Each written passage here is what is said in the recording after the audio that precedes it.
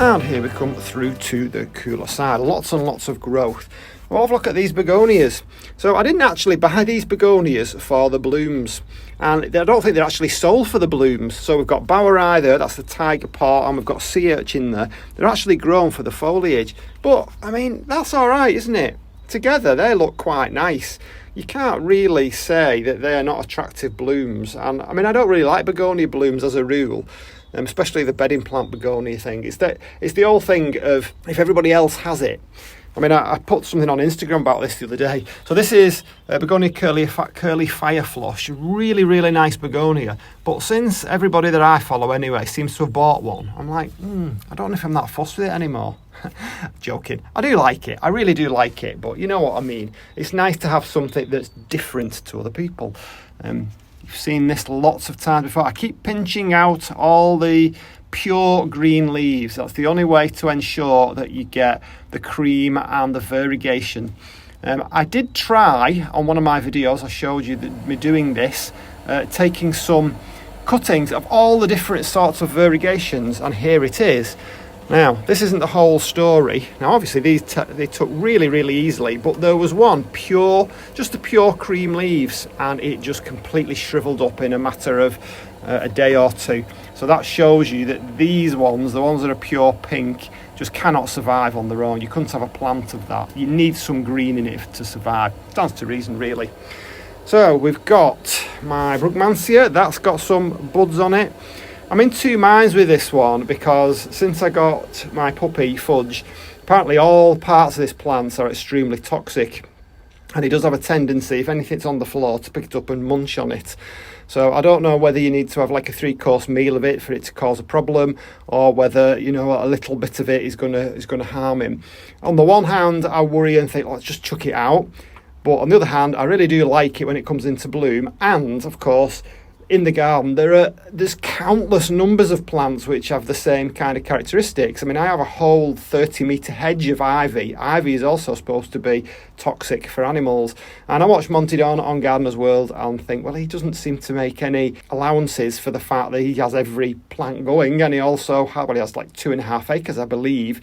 And he has all these plants, and his dogs just fall around and just do their own thing. So I really don't know. I don't know whether it's something to worry about or not. So this is my species Streptocarpus. Doesn't look like a Streptocarpus, but it's put quite a bit of growth on since I bought it. So hopefully that will also start to come into bloom soon.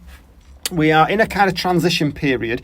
So all these Streptocarpus and all the ones at the top, they're all putting lots and lots of growth on, and you can see when you get right down into them, you can see that they are beginning to send up some flower spikes. Got lots down there. There's another one with a flower spike on it.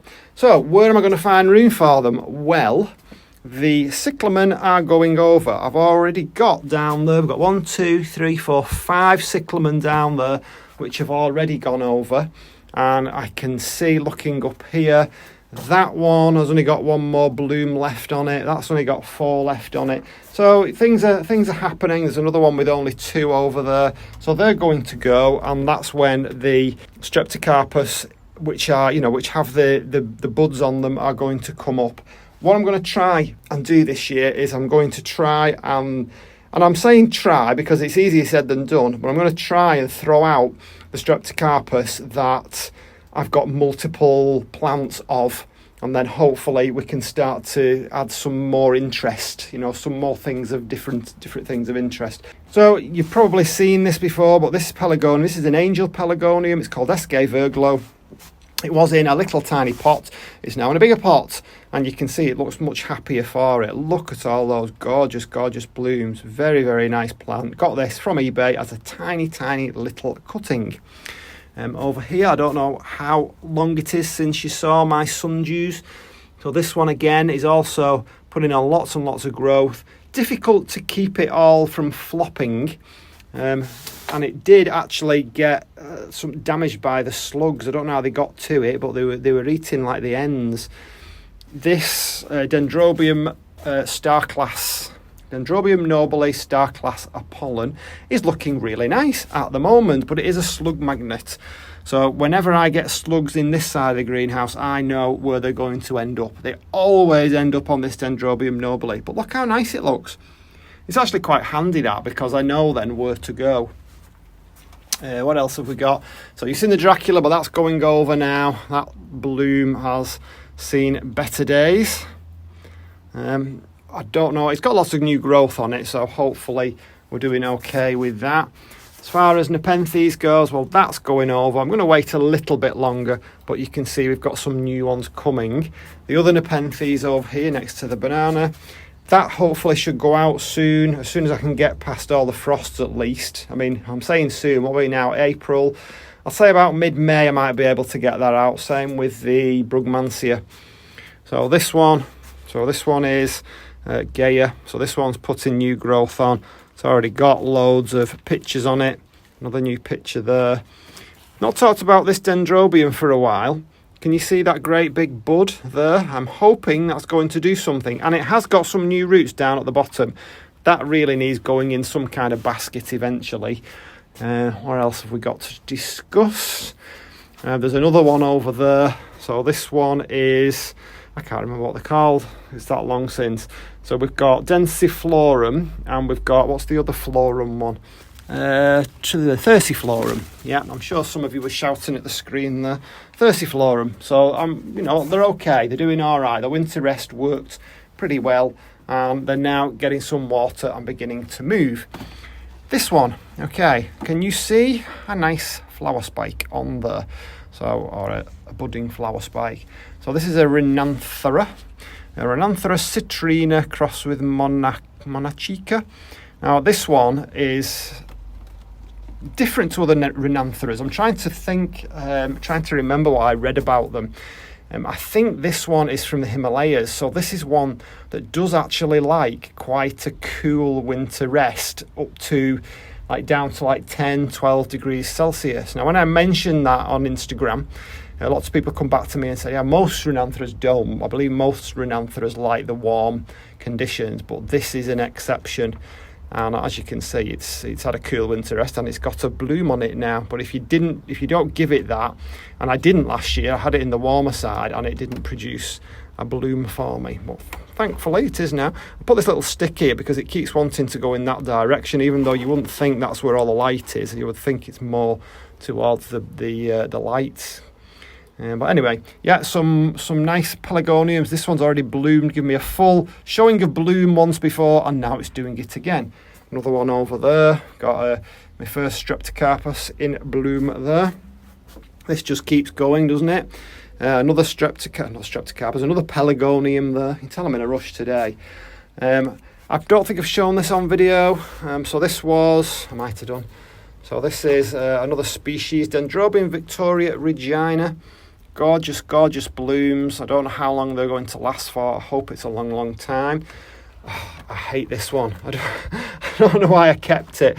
So this little thing, I have no idea why I ordered this. I think it was one of those where the photograph was just, I think they must have blown up the flowers by about times 100. I mean, what the heck? It's just pathetic, isn't it? Look at those blooms. They're pathetically small and it's just not really very interesting plant.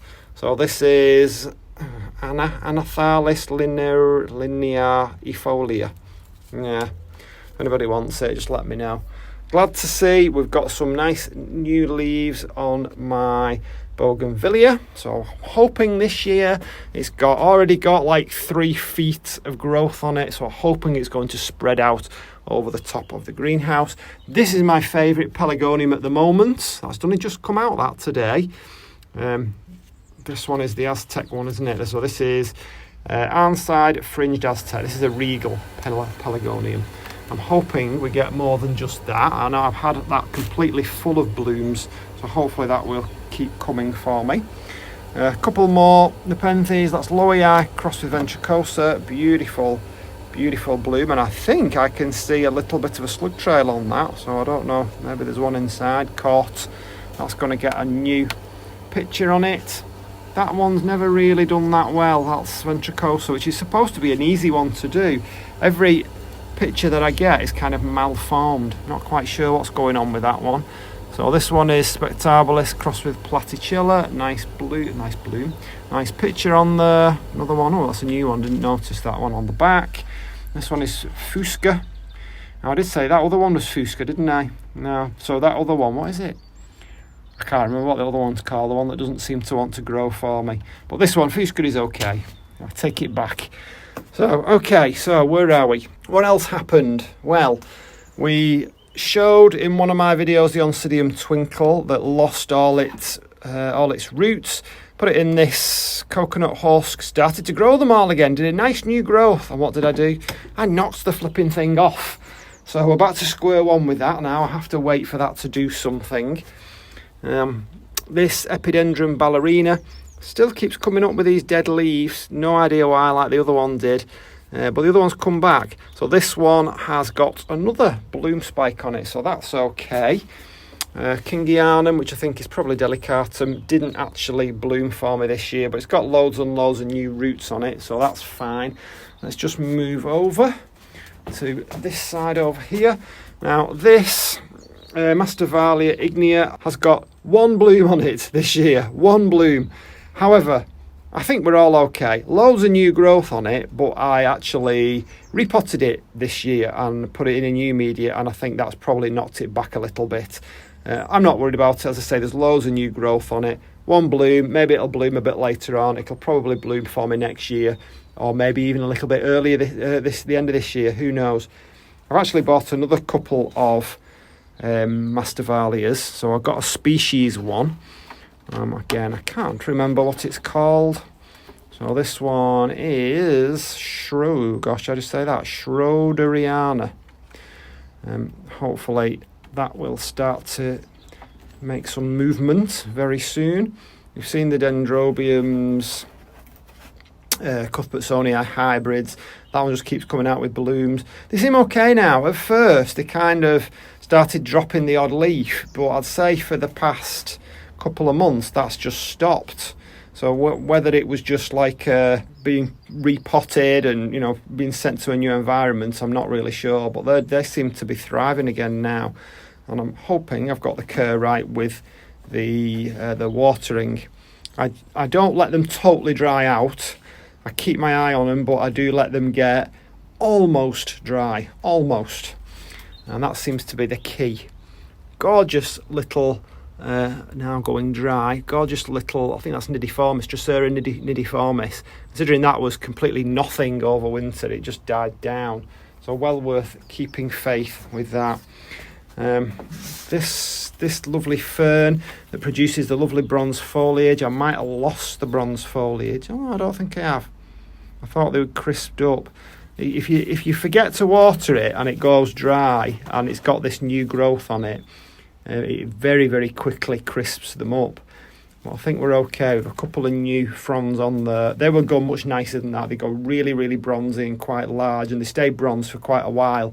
So hopefully we'll get something nice on that. So, where are we? We've got Tradescantia red jewel there, yes. That one's looking a bit, that needs something doing with it. So yeah, all we're waiting for now is the Streptocarpus to come back into bloom, and we'll do something with that. So I've got a rant video coming up. I would like to see a rant video. I'm just waiting for my brand new tripod, which is on its way today at some point. I thought it would be fun to have a rant video and get a few things off my chest. So I would really like you, if you found anything of interest in this video or anything of value in this video, I would like you to click that like button, that thumbs up button, because it really, really does help, the thumbs button, believe it or not. And I would also like you to go to the little bell and ding the little bell. Why? Well, I bet you didn't know this, and because I didn't know it, and I consider myself a reasonably techie person. When you go to your phone and you go to YouTube and you see that you click on that little subscriptions button at the bottom and you see the feed. Well, I thought that if I subscribed to somebody but didn't click the notifications bell, I still got all their videos in that feed. You don't. You've got to, if you constantly watch people's videos, then you would get them in the feed.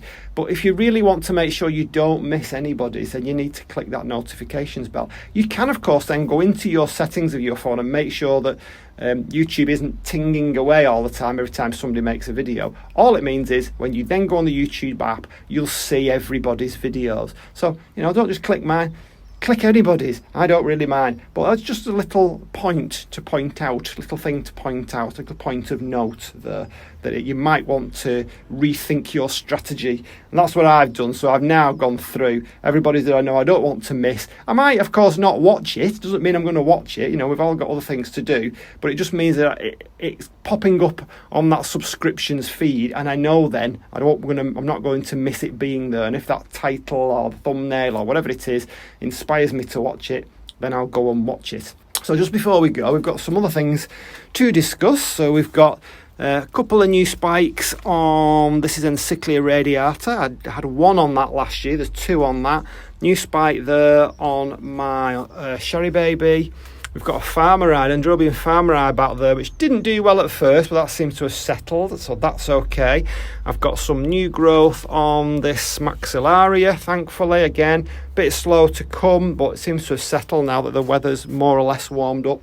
Got some things to say about the weather coming up in my rant, but we'll leave that for another day. I hope you enjoyed this video, and I'll see you on the next one. Bye.